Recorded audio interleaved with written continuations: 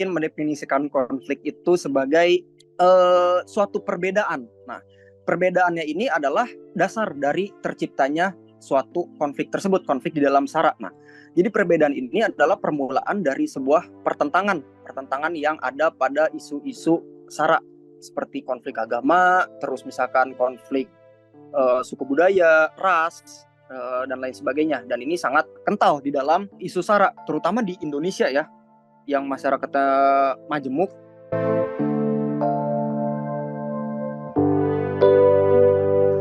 Pendekatan inklusif ya, terkait dengan keterbukaan, inklusi sosial, bagaimana masing-masing dari kita sebagai warga masyarakat itu tidak mengeksklusifkan diri gitu. Mengeksklusifkan itu kan seolah-olah kelompok kita paling benar atau kelompok kita paling baik di antara kelompok yang lain.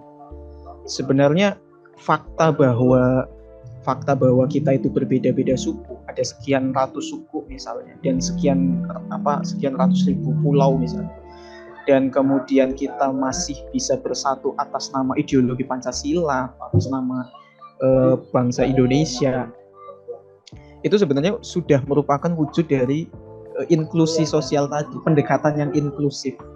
Jadi saya kira pendidikan itu masih menjadi agen yang paling tepat untuk kita menanamkan fakta tentang inklusi tadi, fakta bahwa kita tuh memang berbeda-beda dalam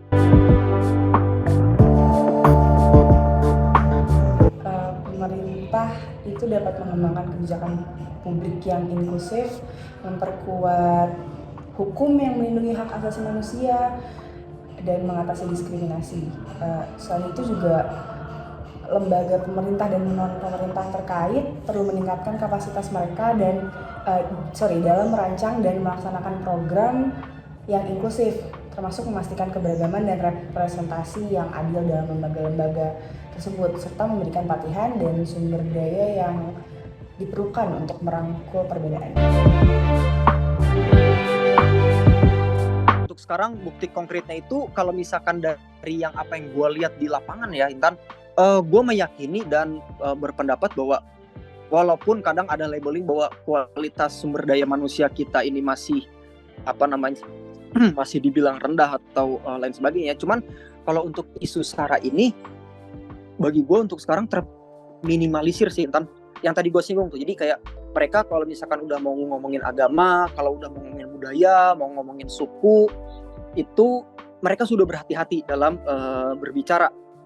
Kayak misalkan contoh empirik dari kalangan-kalangan gue, misalkan teman-teman gue itu juga pun mereka sudah mulai menyadari akan hal itu. Kayak misalkan kalau kita menyinggung agama, menyinggung suku, kayaknya memang bukan hal yang baik gitu. Apalagi jadi yang gue lihat di lapangan adalah itu sudah terminimalisir.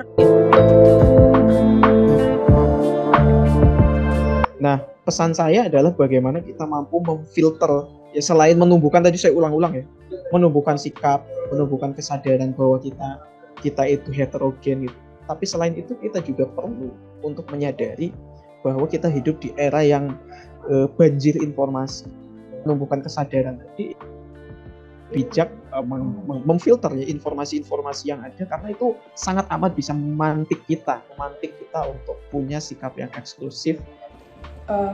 Kalau dari saya, masyarakat itu bisa selalu berusaha untuk memahami dengan lebih baik keberagaman budaya, agama, suku, dan tradisi yang ada di Indonesia.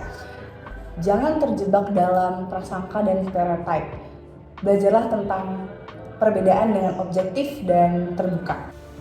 Kementerian Komunikasi dan Informatika telah menangani konten ujaran suku, agama, ras, dan antar golongan atau SARA sebanyak 3.640 konten sejak 2018. Kemudian pada awal tahun 2022, dikutip dari CNN Indonesia, Polri pernah memperingati ribuan konten yang mengandung ujaran kebencian berbasis SARA.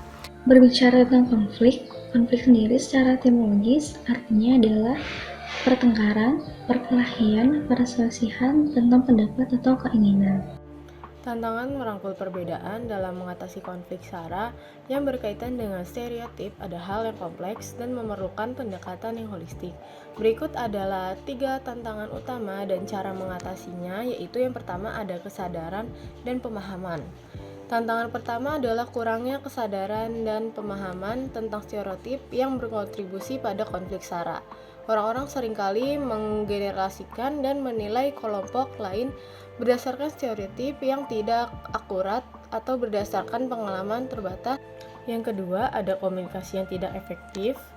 Komunikasi yang memburuk atau tidak efektif dapat memperburuk konflik yang berkaitan dengan stereotip. Misinterpretasi di prasangka dan sikap defensif seringkali muncul dalam komunikasi yang terjadi antara kelompok yang berbeda. Dan yang ketiga, ada perpecahan dan pengkotakan.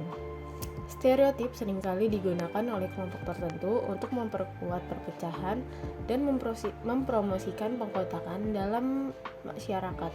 Kesimpulan adalah, cara mengatasi konflik dan SARA dapat dilakukan dengan cara komunikasi efektif yang terbuka antar kelompok yang berbeda, serta menciptakan ruang yang aman untuk berbagi pandangan dan pengalaman. Hal tersebut dapat membantu meredakan konflik dan membangun pemahaman. Pendekatan inklusif adalah upaya berkelanjutan yang membutuhkan kolaborasi antara pemerintah, masyarakat sipil, lembaga pendidikan, dan kelompok masyarakat lainnya.